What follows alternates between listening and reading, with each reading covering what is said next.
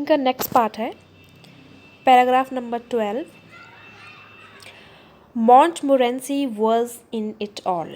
Of course अब यहाँ पे एक नए कैरेक्टर की बात हो रही है जिसका नाम है मॉन्टमोरेंसी, और ये जो है जेरेमी जो ऑथर है उनका एक पेट डॉग है। ठीक है, एक डॉग भी उनके साथ रहता है। तो यहाँ पे मॉन्टमोरेंसी के कैरेक्टर के बारे में बताया जा रहा है। तो लेखक कहते हैं Montmorency's ambition in life is to get in the way and be sworn at. तो यहाँ पे बताया गया है कि जो मॉन्टमोरेंसी डॉग है उसका एक ही एम्बिशन है लाइफ में, वो ये है कि किसी भी चीज़ के अंदर कहीं भी घुस जाना और सोन माने डांट खाना। मतलब जब तक उसने डांट नहीं खाई उसको लगता है कि उसका दिन सक्सेसफुल नहीं हुआ। तो यहाँ पे मॉन्टमोरेंसी के बारे में बताया जा रहा है किस टाइप का वो डॉग है। If he can scream in anywhere where he particularly is not wanted and be a perfect nuisance and make people mad।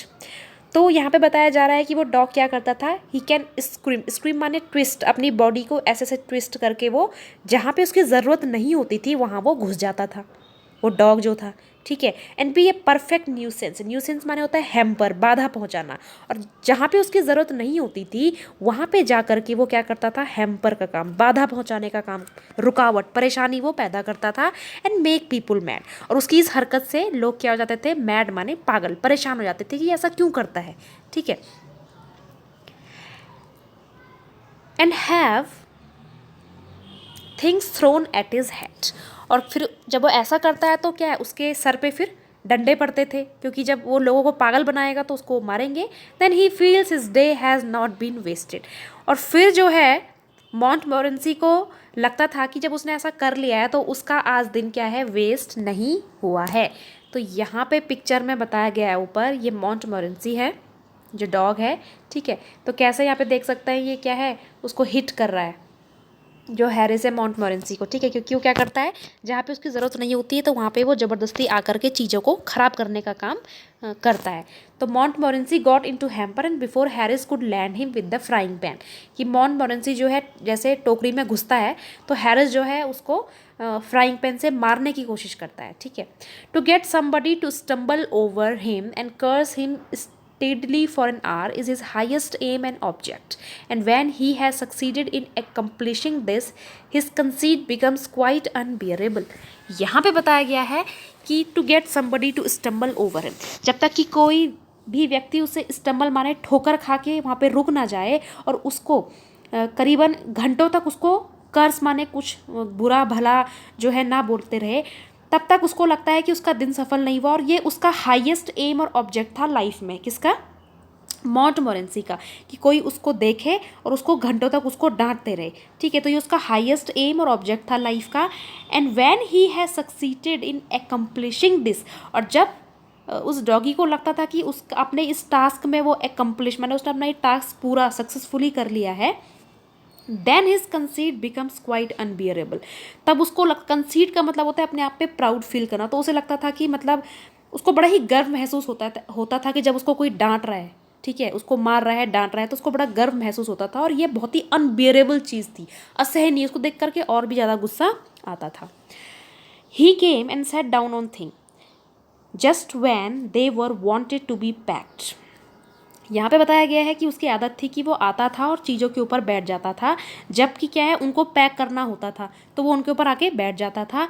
And he laboured under the fixed belief that whenever Harris और George reached out their hand for anything it was his cold damp nose that they wanted.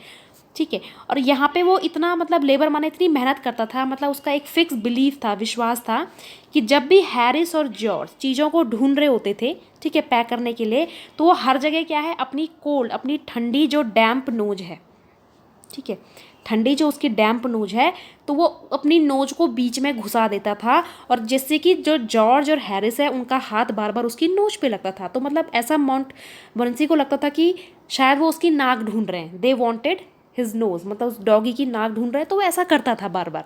ठीक है, जबकि उसकी वहाँ पे कोई ज़रूरत नहीं होती थी। He put his leg into the jam, वो क्या करता था, अपनी जो पैर है वो जैम में रख देता था। And he worried the tea spoon, worried का मतलब होता है डिस्टर्ब करना। ठीक है, तो जितनी भी चम्मच हैं वो उनको क्या करता था, हिलाता था, उनको डिस्टर्ब, उन पर आवाज़ करता था। And he pretended that the lemons were red, pretend का मतलब जानबूझ करके बहाना बनाना। तो उसको पता होता था कि जो लेमन है ये तो नींबू है, लेकिन वो जानबूझ करके बहाना बनाता था कि ये क्या है, रैट है, चूहे हैं, and got into the hamper, और जानबूझ के वो टोकरी के अंदर जाता था, and killed 3 of them before Harris could land him with the frying pan. और क्या करता था वो, उनमें से 3 जो लेमन है उनको वो किल माने मारने की कोशिश करता था, उनको स्क्वैश मतलब स्क्वीज कर देता था, पिचका देता था, ठीक है, जब तक कि हैरिस जो है अपने ऊपर हाथ में जो है फ्राइंग पैन लेकर के उसको मारने ना आए। तो यहाँ पे जो उनका मॉन्टमोरेंसी जो एक डॉग है उसके कैरेक्टर के बारे में लेखक ने बताया है किस टाइप का वो डॉगी था। मतलब वो हर जगह जहाँ पे उसकी ज़रूरत नहीं होती थी वो घुस जाता था और चीज़ों को हैम्पर मतलब चीज़ों जितनी भी चीज़ें होती थी उनमें बाधा पहुँचाने की वो कोशिश करता था। Harris said I encouraged him. अब हैरिस जो है लेखक को कहते हैं कि लेखक ने उसको ये चीज़ें करने के लिए एनकरेज किया है, ठीक है, कि क्योंकि लेखक उसको कुछ बोलता नहीं है तो इसलिए वो ऐसी चीज़ें करता है। आई डिडंट एनकरेज हिम, जो जेरोम है वो कह रहा है कि मैंने कभी उसको एनकरेज नहीं किया। A dog like that doesn't want any encouragement, कि इस तरीके के डॉग के लिए किसी भी चीज़ की एनकरेजमेंट की ज़रूरत नहीं है। ये कुत्ते को किसी चीज़ की जिस टाइप का ये डॉगी है इसको किसी भी एनकरेजमेंट की ज़रूरत नहीं है। It is the natural original sin that is born in him that makes him do things like that.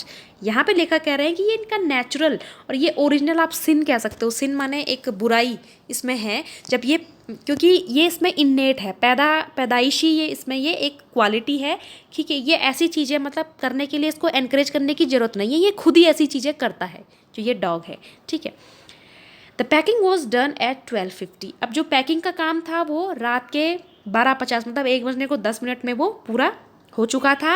And Harris sat on the big hamper and sad he hope nothing would be found broken. अब Harris क्या करता है, जब पूरी packing कर देता है hampers की तो वो क्या करता है, हैम्पर के ऊपर जो है बैठ जाता है और क्या कह रहा है कि आई होप, मुझे मतलब उम्मीद है कि कोई भी चीज़ टूटी ना हो। तो कितना बड़ा बेवकूफ़ है हैरिस, मतलब हैम्पर की जब उसने पैकिंग कर दी, हैम्पर माने टोकरी, ठीक है, जब उसमें इतना डेलिकेट उसने सामान रखा हुआ है और उसके ऊपर वो क्या है बैठा हुआ है और क्या सोच रहा है कि आई होप, मैं उम्मीद करता हूँ कि कोई सामान अब हमें टूटा हुआ ना मिले। तो ऐसा पॉसिबल है कि आप टोकरी के ऊपर बैठ रहे हो और आप कह रहे हो कि आपका कोई भी सामान टूटे ना, वो तो टूटेगा ही, ठीक है। George said that if anything was broken it was broken which reflection seems to comfort him। अब जॉर्ज कहता है इस किससे, हैरिस से, कि देखो जो टूटना था वो टूट चुका, ठीक है। विच रिफ्लेक्शन का माने थॉट, विचार। तो इस विचार से जो है जॉर्ज काफ़ी कंफर्टेबल था, मतलब उसको कोई फ़र्क नहीं पड़ रहा था। वो कह रहा था जो टूटना था वो टूट चुका, ठीक है, अब हमें इस बारे में इतनी वरी करने की, इतनी चिंता करने की ज़रूरत नहीं है। He also sad that he was ready for bed. और फिर जॉर्ज कहता है कि देखो मैं तो अब सोने के लिए तैयार हूँ। We were all ready for bed. अब सारे ही क्या है, अब सोने के रात के 1 बजने वाले हैं, सभी को सोना है और सुबह जाना है। Harris was to sleep with us that night. यहाँ पे लेखक बता रहे हैं कि हैरिस को उस रात को हमारे साथ ही सोना था। एंड वी वेंट अपस्टेयर, इस वजह से हम क्या है, अपस्टेयर माने ऊपर की तरफ गए अपने ड्राइंग रूम से। वी टॉस्ड फॉर बेड, और हमने क्या किया, क्योंकि बेड एक ही था तो उसके लिए हमने टॉस किया। कहते हैं ना हेड आएगा या टेल आएगा, ठीक है, जो जिसके फेवर में आएगा आपको वो बेड मिलेगा, ठीक है। And Harris had to sleep with me, और हैरिस को मेरे साथ सोना था। ही सेड, हैरिस ने बोला, do you prefer the inside और आउटसाइड जे। हैरिस जो है जेरोम को पूछता है कि तुम अंदर सोना प्रेफर करोगे या आउटसाइड, या बाहर सोना प्रेफर करोगे। I said I generally prefer to sleep inside a bed. तो लेखक बोलते हैं कि देखो मैं जनरली प्रेफर करता हूँ अंदर बेड में ही सोना, ठीक है। Harris said it was odd. Harris को ये बड़ा ऑड लगता है, बड़ा अजीब लगता है, ठीक है, कि मतलब मैं बाहर सोऊंगा, ठीक है। जॉर्ज सेड, अब ये दोनों फिर से मतलब आपस में ये बात कर रहे हैं, तो बीच में जॉर्ज कहता है, what time shall I wake you fellow, कि दोस्तों बताओ मैं तुम्हें सुबह किस टाइम पे उठाऊं। Harris said 7।